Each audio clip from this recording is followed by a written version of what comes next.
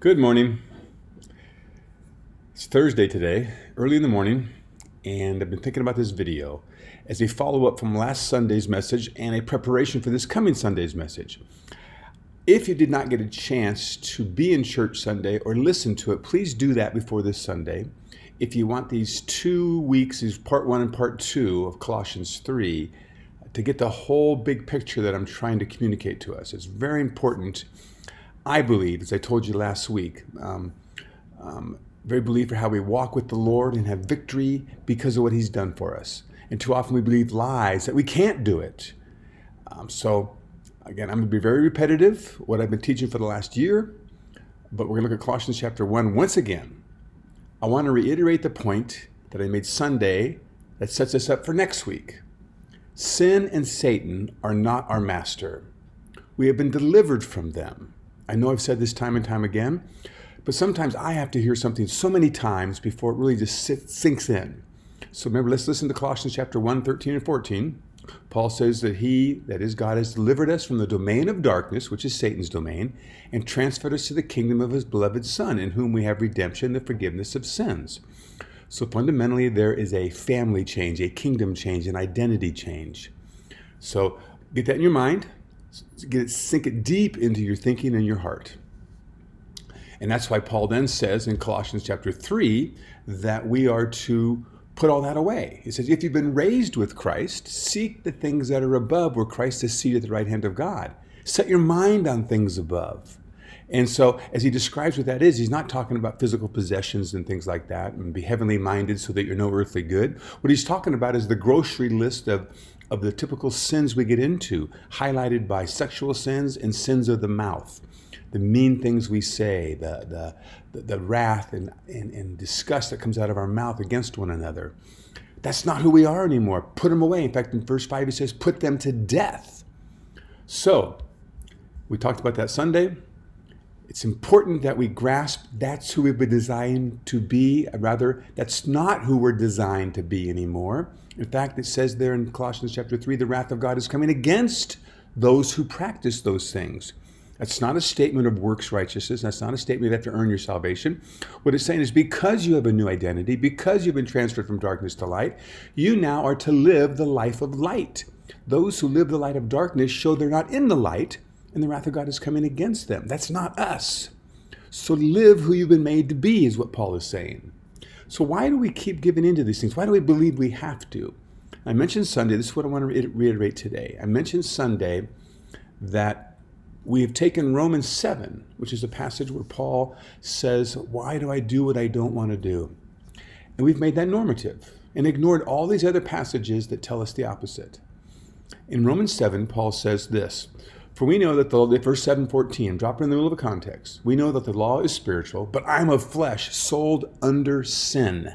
That's 7:14. Is Paul talking about the normal Christian life there? When in fact, I don't think he is. When in fact, Romans 6, the chapter before this, 7 times said that we are not under sin anymore. It is not our master. We don't have to obey it. Paul here, I believe, is talking about life under the law. And he's put into the first person present tense to describe the vivid nature of what it means to be controlled by sin. Verse 15, for I do not understand my own actions, for I do not do what I want, but I do the very thing I hate.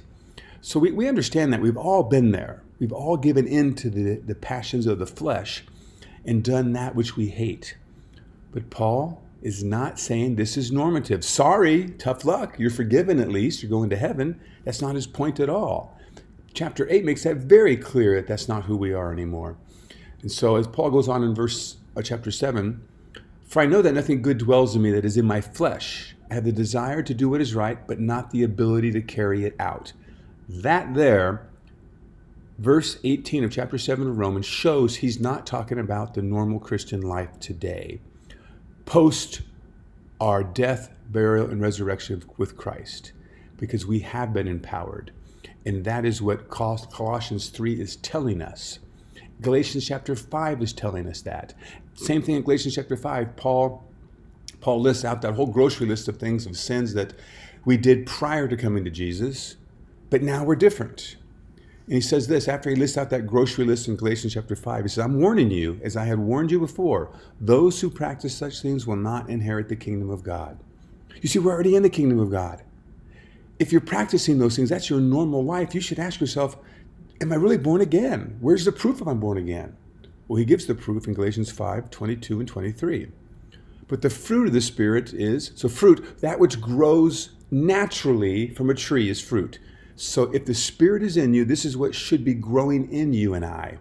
The fruit of the Spirit is love, joy, peace, patience, kindness, goodness, faithfulness, gentleness, and self-control. Against such things there is no law. This is complex in the theology that Paul brings to us.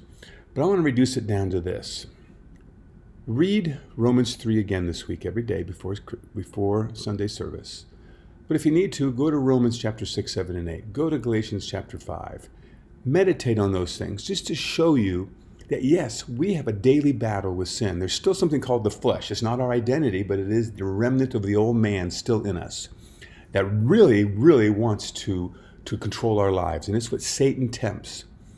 But it's not our core identity. Our core identity is I am a child of God, raised with Jesus Christ, empowered by the Spirit to live the life he saved me to live. That's what we have to truly believe. That's what gives us the power. Spirit gives us the power, but I must believe it to be true in order to live out that power. So, I know I'm being repetitive. I hope this makes sense, and I hope that Sunday morning you can come or listen to the message, and we can start increasing our understanding and the power to live this wonderful life we've been saved to live. We'll see you Sunday morning, I hope.